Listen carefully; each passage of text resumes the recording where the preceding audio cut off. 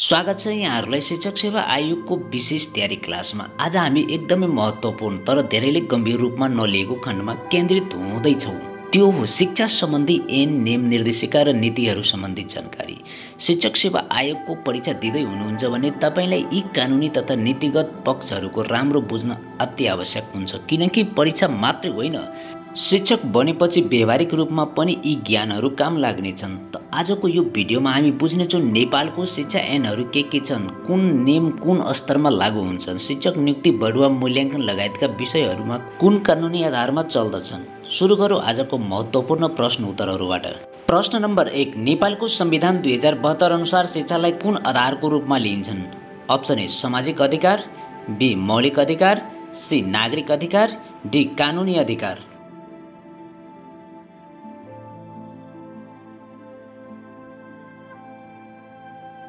उत्तर चाहिँ option be मौलिक अधिकार। संविधानको धारा 31 अनुसार शिक्षा सबै नागरिकको मौलिक हक हो।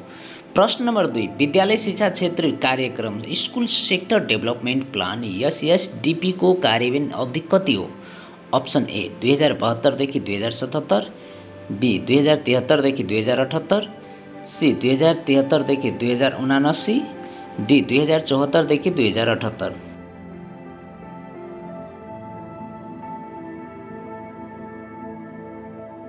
उत्तर चाहिँ अप्सन सी 2073 देखि 2079। SSDP को अवधि 2073-74 देखि 2079-80 सम्मको लागि तोकिएको छ। प्रश्न नम्बर 3, शिक्षा ऐन 2028 अनुसार शिक्षक सेवा आयोगको प्रमुख भूमिका के हो?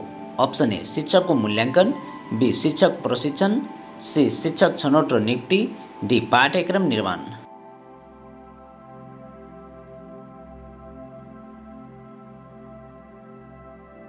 उत्तर चाहिँ अप्सन सी शिक्षक छनौट र नियुक्ति। शिक्षक। प्रश्न नम्बर 4, शिक्षा सबैका लागि एजुकेसन फर अल कार्यक्रम कुन अन्तर्राष्ट्रिय घोषणाको आधारमा गरिएको थियो? अप्सन ए जुमैकाका घोषणापत्र, बी युनेस्को घोषणापत्र, सी ढाकार फ्रेमवर्क, डी दिल्ली प्रतिबद्धता।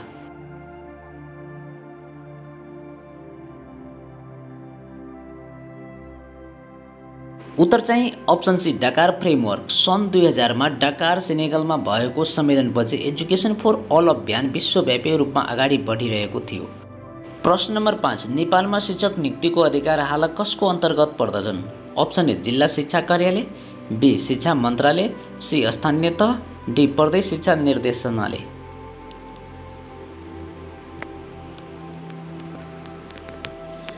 उत्तर चाहिँ अप्सन सी स्थानीय तह। नेपालको सङ्घीय संविधान 2072 अनुसार शिक्षक नियुक्तिको अधिकार स्थानीय तह अन्तर्गत पर्दछन्। प्रश्न नम्बर 6, शिक्षणमा कन्स्टिट्युजमको मुख्य मान्यता के हो? अप्सन ए शिक्षक नै सबैको ज्ञानको स्रोत हो, बी विद्यार्थीहरू निष्क्रिय सिक्ने माध्यम हुन्, सी विद्यार्थीहरू आफै ज्ञान निर्माण गर्छ, डी केवल पाठ्य पुस्तकमै आधारित हुन्छ।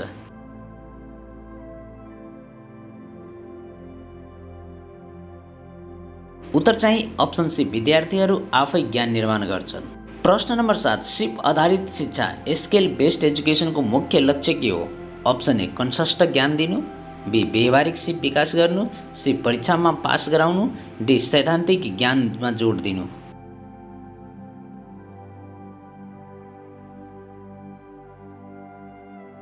उत्तर चाहिँ अप्सन बी व्यवहारिक सिप विकास गर्नु। सिप आधारित शिक्षणले रोजगार र जीवन उपयोगी व्यवहारिक क्षमता विकास जोड दिन्छन्। प्रश्न number 8, Nepal national curriculum framework NCF 2076 अनुसार विद्यालय तहका कति शैक्षिक स्तरहरू छन्? Option A 2, B 3, C 4, D 5।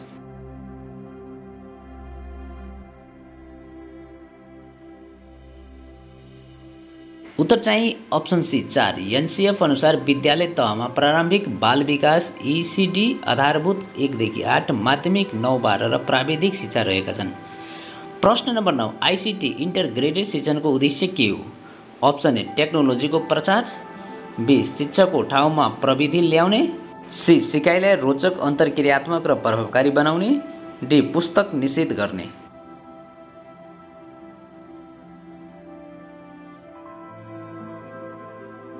उत्तर चाहिँ अप्सन सी सिकाइलाई रोचक, अन्तर्क्रियात्मक र प्रभावकारी बनाउने। ICT को प्रयोगले शिक्षणमा दृश्य, श्रव्य, सञ्जीव प्रदर्शन गरी रोचकता र सम्झौता बढ्छन्। प्रश्न नम्बर 10, नेपालमा इन्क्लुसिभ एजुकेसनको सुरुवात कहिले भएको हो? अप्सन ए 2036 सालमा, बी 2050 सालमा, सी 2058 सालमा, डी 2063 सालमा।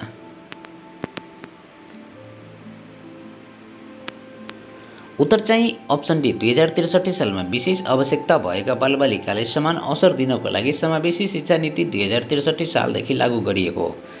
प्रश्न नम्बर 11, शिक्षा नीतिमा आधारभूत शिक्षा भन्नाले कुन तहका कक्षाहरूलाई जनाउँदछन्? अप्सन ए नर्सरीदेखि क्लास 5, बी ECDदेखि क्लास 10, सी क्लास 1 देखि 8, डी क्लास 6 देखि 10।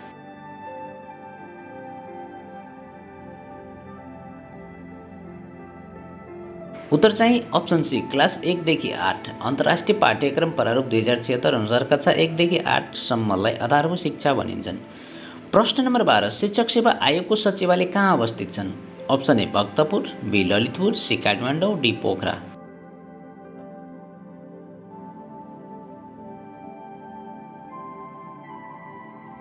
उत्तर चाहिँ अप्सन ए भक्तपुर। शिक्षक सेवा आयोग केन्द्रीय कार्यालय भक्तपुर सानो ठिमीमा अवस्थित छन्। प्रश्न नम्बर 13, फर्मेटिभ एसेसमेन्टको विशेषता के हो? अप्सन ए अन्तिम परीक्षामा केन्द्रित, बी मूल्याङ्कनपछि मात्र सुधार, सी सिकाइको क्रममा सुधारका लागि मूल्याङ्कन, डी अङ्क निकाल्न मात्र गरिएको मूल्याङ्कन।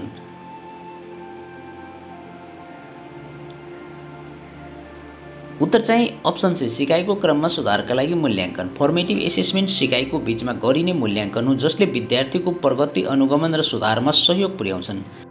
प्रश्न नम्बर 14, नेपालमा बालमैत्री विद्यालय अवधारणा कहिलेदेखि देखा पर्यो? अप्सन ए 2050 साल, बी 2059 साल, सी 2062 साल, डी 2070 साल।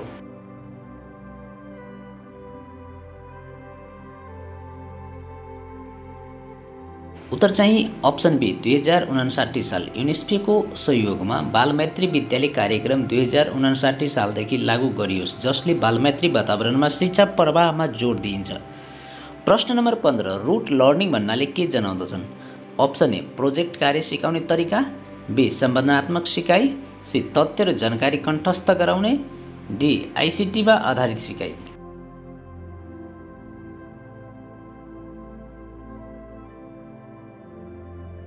उत्तर चाहिँ अप्सन सी तथ्य र जानकारी कण्ठस्थ गराउने। रुट लर्निङ भनेको बुझाइ नबुझाइ कण्ठ गरेर सिक्ने विधि हो जुन दीर्घकालीन शिक्षाका लागि प्रभावकारी हुँदैनन्। प्रश्न नम्बर 16, करिकुलमको प्रमुख तत्त्व कुन हो? अप्सन ए पाठ्यपुस्तक, बी परीक्षा, सी उद्देश्य सामग्री विधि मूल्याङ्कन, डी कक्षा कोठा।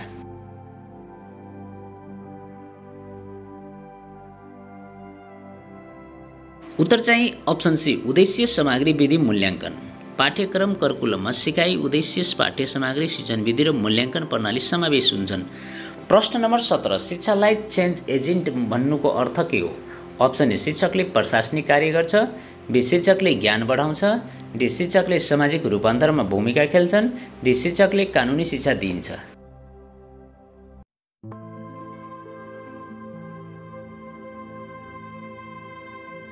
उत्तर चाहिँ अप्सन सी शिक्षकले सामाजिक रूपान्तरमा भूमिका खेल्छन्। शिक्षक समाज परिवर्तनको वाहक हो जसले विद्यार्थीको सोच, व्यवहार र समुदायमा नकारात्मक प्रभाव पार्छन्। प्रश्न नम्बर 18, कुन शिक्षण विधि डिस्कभरी लर्निङमा आधारित छन्? Option A lectural method, B drill method, C inquiry method, D memorisation method.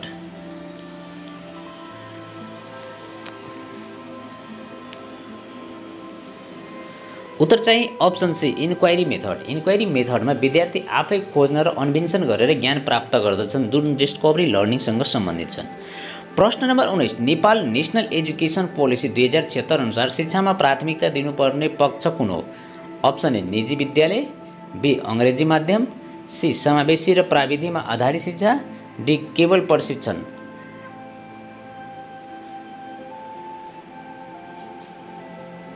उत्तर चाहिँ अप्सन सी समावेशी र प्राविधिकमा आधारित शिक्षा। नीति अनुसार गुणस्तरीय, समावेशी र आइसिटीमा आधारित शिक्षामा प्राथमिकता दिनुपर्ने भनिएको छ।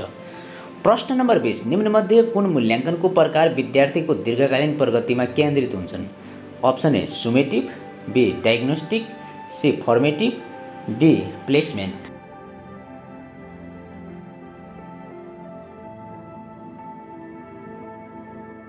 उत्तर चाहिँ अप्सन सी फर्मेटिभ मूल्याङ्कन सिकाइको प्रक्रियामा नियमित रूपमा गरिन्छ र विद्यार्थीको विकासमा सहयोग पुर्याउँछन्।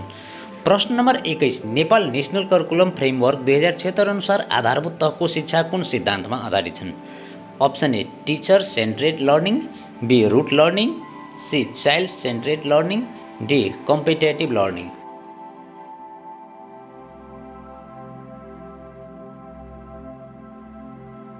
उत्तर चाहिँ option C child centred learning. पाठ्यक्रम प्रारूपले बालमैत्री बाल केन्द्रित सिकाइ प्रणालीलाई प्राथमिकता दिएको छन्। प्रश्न नम्बर 22 विद्यालय शिक्षा ऐन अनुसार प्रधानाध्यापक नियुक्ति गर्नका लागि कति वर्षको शिक्षण अनुभव आवश्यक छन्? अप्सन ए 3 वर्ष, बी 5 वर्ष, सी 7 वर्ष, डी 10 वर्ष।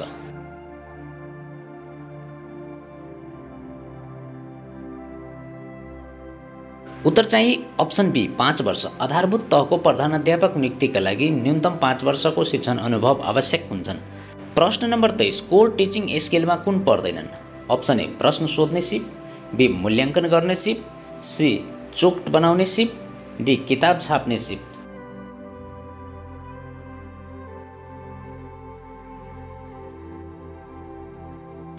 उत्तर चाहिँ अप्सन डी किताब छाप्नु शिक्षण सिप होइन, बाँकी सबै शिक्षण सिप अन्तर्गत पर्दछन्। प्रश्न नम्बर 24 टिएससी अन्तर्गत शिक्षक छनौटको परीक्षामा न्यूनतम उत्तीर्णाङ्क कति हुन्छन्? Option A 50%, B 40%, C 45%, D 35%।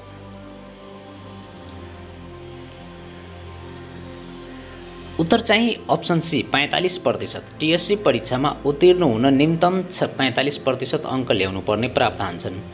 प्रश्न नम्बर 25 कुन शिक्षण विधि लर्निङ बाई डुइङमा आधारित हुन्छ?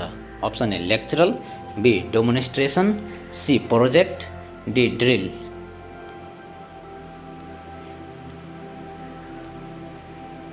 उत्तर चाहिँ अप्सन सी प्रोजेक्ट। प्रोजेक्ट मेथडमा विद्यार्थीले आफैले कार्य गरेर सिक्ने भएकाले यो लर्निङ बाई डुइङ विधि हो। प्रश्न नम्बर 26 शिक्षक सेवा आयोग गठन कुन ऐनद्वारा गरिएको हो? अप्सन ए शिक्षा नियमावली, बी शिक्षक सेवा आयोग ऐन 2057, सी शिक्षा ऐन 2028, डी बाल अधिकार ऐन 2075।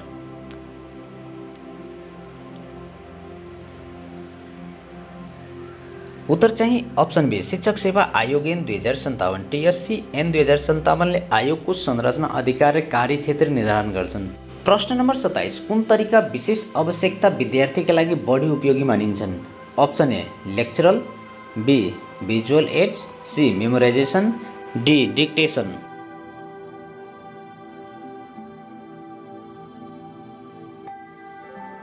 उत्तर चाहिँ अप्सन बी भिजुअल एड्स। विशेष आवश्यकताका विद्यार्थीहरूका लागि दृश्य सहायताहरू चित्र भिडियो आर्ट प्रभावकारी हुन्छन्। प्रश्न नम्बर 28 नेपाल एजुकेसन पोलिसी 2076 को प्रमुख दृष्टिकोण के हो? अप्सन ए प्रतिस्पर्धी शिक्षा, बी निजीकरण, सी समावेशी गुणस्तरीय र रोजगारमुखी शिक्षा, डी साधन सङ्कलन।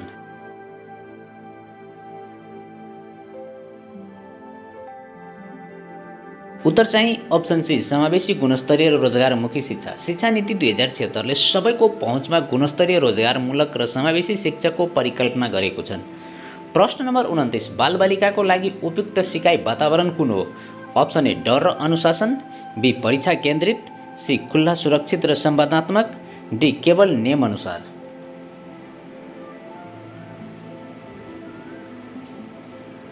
उत्तर चाहिँ अप्सन सी खुल्ला सुरक्षित र संवादात्मक। प्रश्न नम्बर 30 नेपालमा शिक्षा सम्बन्धी नीतिगत योजना कसले बनाउँछन्? अप्सन ए स्थानीय तह, बी प्रदेश सरकार, सी शिक्षा तथा समन्वय स्रोत मन्त्रालय, डी शिक्षक सेवा आयोग।